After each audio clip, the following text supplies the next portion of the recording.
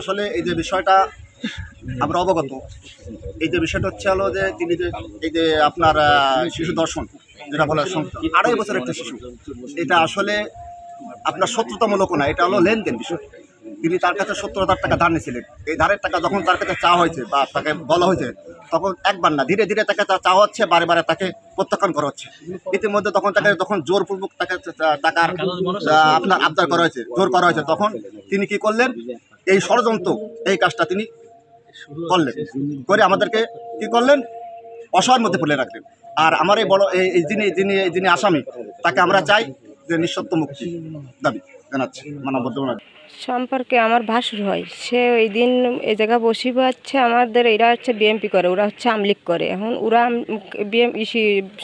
দিঘিটা খাতো, তাই আমাকে এরা গেছে বসিবতি গেলে আমার বাসুর এই জায়গায় মুরব্বী মানুষ, সে 2 বারই উজু করেছে ওই দিঘিতে লাইমে। আর ওই মেয়েটারে ওই বাড়ি খেলছিল, ও দাদি হাত ধরে এই জায়গাতে নিয়ে গেছে।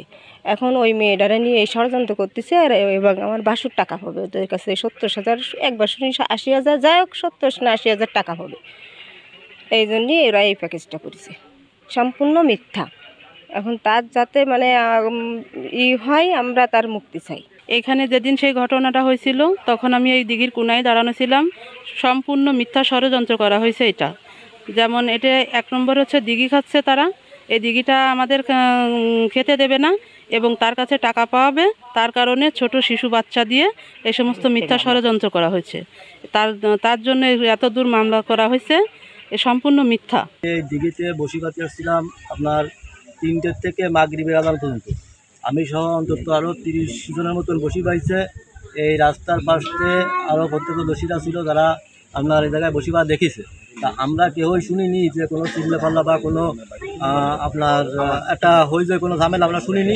পরবর্তীতে শুনি যে এই ঘটনা ঘটেছে।